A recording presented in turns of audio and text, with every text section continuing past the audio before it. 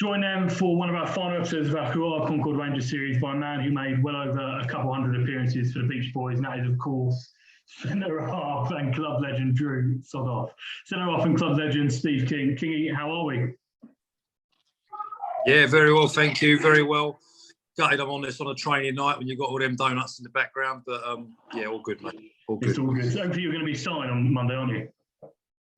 Come again, sorry? Starting on Monday, aren't you? Starting on Monday? Yeah, that's what I've heard so. Anyway. I've heard the centre-halves haven't got much better down there in the last couple of years, so the boots are dusted off and are more than ready to go, mate. More than ready to go. We'll the body's not. The body's not ready to go, mind you, but the boots are ready. The boots are ready. We'll jump straight into it then. So, of all the games you played for the Beach Boys, what for you would be the most memorable game that you played in? Do you know what? I've seen this question answered by other people doing interviews, and it is so difficult. There are so many memorable games over the years. For me, I mean, I've been asked the question before a few times, obviously, in the lowest off game, the Ryman Prem playoff final. I mean, every memorable game that we've played in, I've always felt like before, during the game, we've always had half a chance. And you know, it was weird. The lowest off game, that's one of the only games I went into it really excited about the game, excited about the opportunity of getting promoted that day. But I think we'd lost the lowest off like 5-1, 5-0, 3-0. We hadn't even got close to them. You know, at the time, they were probably the biggest spenders in the league. We were the smallest spenders in the league. We was away. We didn't. No one gives us a chance. No one gives us a chance. And to go and win that game the way we did, in front of their crowd, and you know, obviously the very few Concord fans and friends and family were there. That'll live long in the memory, mate. Over FA Cup runs, over Ryman North promotions, over games that kept us going in the Conference South, which is always a massive overachievement for the club. But for me, that one far and above anything else. First of all, you mentioned on many occasions no one giving Concord a chance, and that is something that has really shot all the way through the last kind of 10, 15 years of the club's history, isn't it? Yeah, absolutely. Yeah, we've always known we have a really good squad, really good group of people, and that we can compete at a high level. I look back to when we first came into the Conference South. I think we played Eastbourne away, and I get on really well with him now. Tommy Widrington was the manager at the time, and I actually ended up playing for Tommy once or twice and become close to him. And he said, I think the words were, I'd rather, if Concord were playing in the back garden, I'd rather draw the curtains. You know, that was the kind of attitude we met with all the time. Luckily for us, the way we played and the way we went about things was effective, and we got results, and we've always been successful through cup runs and league runs and so on and so forth. And even, you know, back when we first got promoted to the Conference South, and through Danny Cowley, through Adam Flanagan, through Sammy and through Scopesy, to keep that club where it is for so long. I mean, every year, every single season, that club is in that Conference South, for me, is a massive, massive achievement. So, yeah, everyone's done fantastically well from the top right the way down. Perfect. Obviously, you played with a lot of impressive players, both technically, ability-wise, and just attitudes when they're playing. Who, for you, would have been kind of the most influential, most important player whilst you were here at Concord? I'm going to try and stick away from the Cowley bandwagon here, because obviously everyone knows how influential Nicky was. Do you know what I mean? It's an absolute no-brainer to say Nicky. As with every other player you probably spoke to, you know, just one ding-dong with Nicky, you know, during the game would just get more out of you. But it's another difficult question. There are so many players over the years that have made huge difference to the club. I mean, for me, I was thinking about this one recently. I think Stokesy, for me, you know, we've always had good eggs, with people, good attitude, like hard workers, decent players. But he was the first one to come in that was just class, absolutely shone through.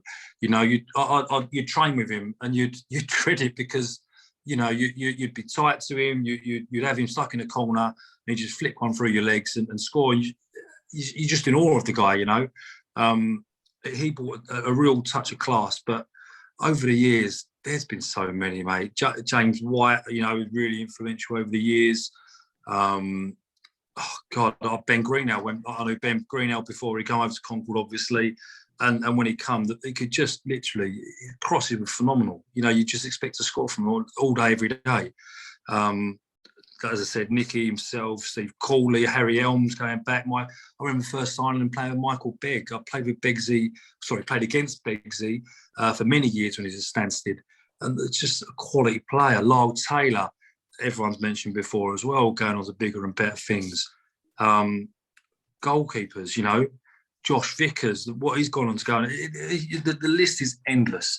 I mean, like Jack Lampy playing in goal, keeping clean sheets back in the day. But no, for me, Stokesy was the first one to come through really and have just be a cut above the rest, you know, in his quality. And he had the right attitude as well, you know. All he wanted to do was win. He'd do it for the team, but he had that real bit of class, and I think that dragged people through sometimes.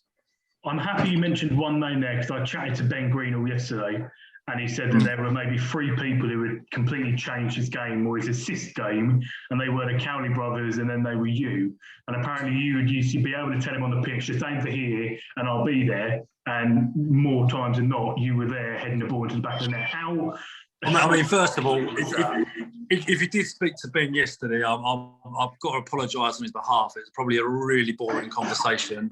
But no, listen, he's a quality player. You know, he's still playing at a high level now, and he'll continue to do so for a long time. Hopefully, he didn't talk too much about playing for Inter Milan and playing for Mourinho, but I'm sure other than that, it was a decent conversation. But no, a fantastic cross with the ball, and yeah, we had a real sort of, I'd say, connection on the pitch in that sense. Yeah, and the day I spoke about the playoff final goal that I saw against Lowestoft was from one of Ben's crosses as well. So yeah, can't thank him enough for that.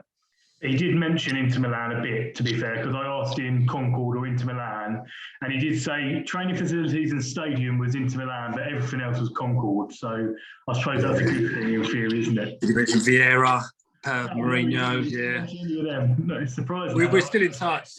We're still in WhatsApp groups, and honestly, it gets boring at times. Yeah, I can only apologise for him. Yeah, I've known Ben for a few years too, and he does go on about those Inter Milan days quite a lot. Moving on then, if you're going to try and provide some form of a dictionary definition or something like that of Concord Rangers Football Club, what would it be and why?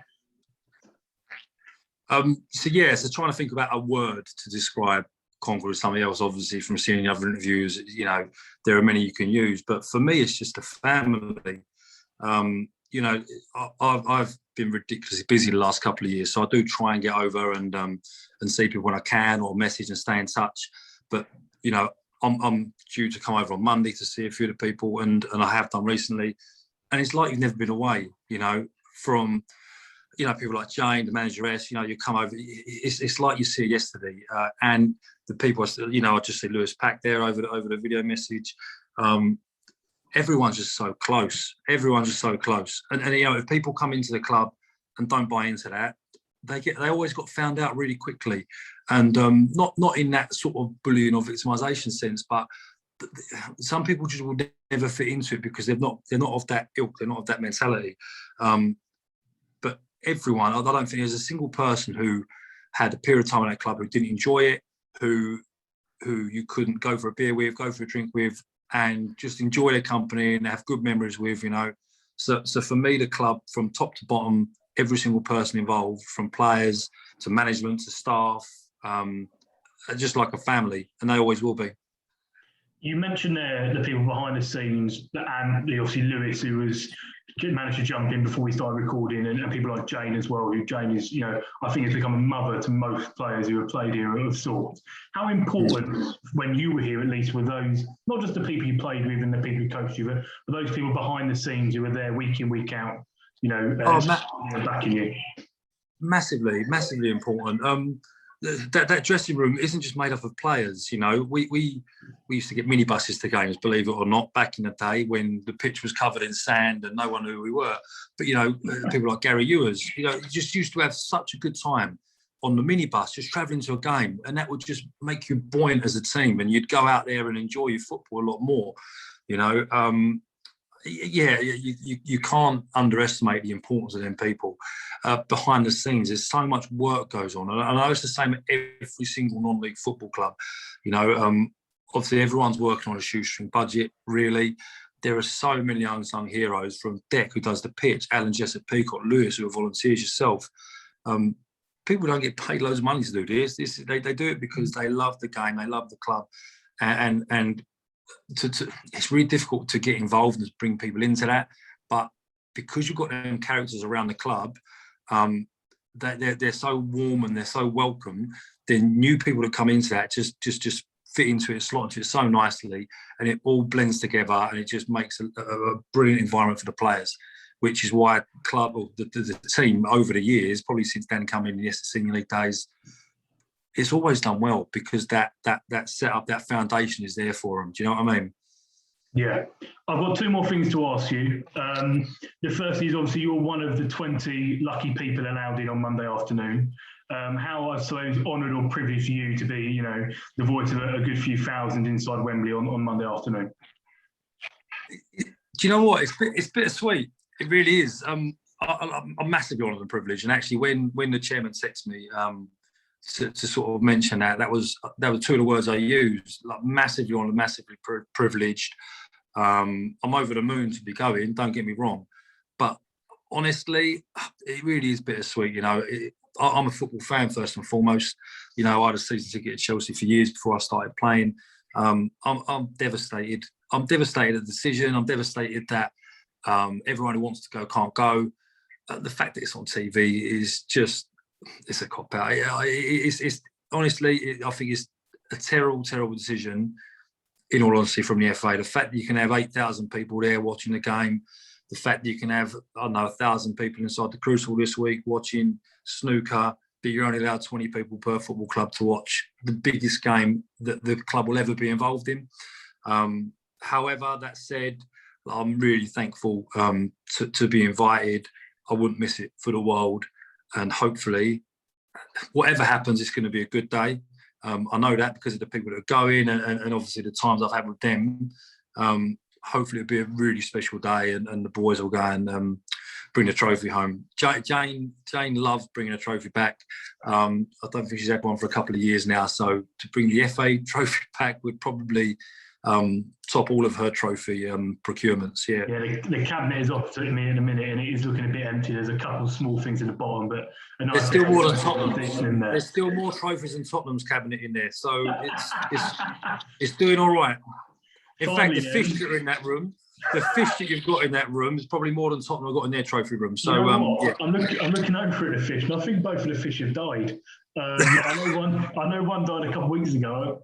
I can't see another one. Yeah. Right, we'll move on from the fish. And there's one last question. I've asked it to a couple of people. But obviously, Scopesy is obviously manager now, but he's played, he's supported, he's helped run the teams and stuff like that. He's one of the most modest people I've met ever in football. He's very playing down this game. It's not a big occasion, but how big a moment do you think it is for him on just a personal level that he's going to be able to lead out, you know, a team that he's played for, managed, supported for so long? It's massive. Nothing. I mean, again, go with myself. I'm gutted not to be playing there, even as a player going to play at Wembley. God, what an achievement that is! But for someone like Scopesy, I mean, you know, I played under Scopesy when I first come as a coach / manager. He's come all the way, you know, from playing coaching, like you say. But the main thing for me is when he couldn't find the time to do it anymore due to work, family life, whatever, he was always still there. He's the first one you heard. He's the first one you saw after the game, had a drink with. He'd put his arm around your shoulder. You've had a bad game, or he'd tell you how well you've done. You've had a good game. He's a top bloke. And I know that's not, you know, trying to big him up too much. He's a lovely, lovely guy. He fully deserves absolutely everything that he's got and has achieved with the club, just sheerly through the loyalty that he's shown. You know, and I'm proud of him, and I'm over the moon for him, to be honest with you. And I really hope, listen, like I said to you, again, we're the underdogs. You know, he's an underdog, but he's shown over the course of the last couple of years that, you know, they're more than capable of going on to win the game and win the competition. And I hope he does it. But either way, I know that he'll enjoy the day, he'll enjoy the occasion, and him and the boys will just give everything and do the best they can for the club. Perfect. We'll leave it at that because the underdog is literally, I think, the epitome of this football club, that we've always been that kind of thing. But we'll leave it there. Thanks very much for joining me. I'll see you Monday afternoon on the Welcome. And lovely. Yeah, Thanks.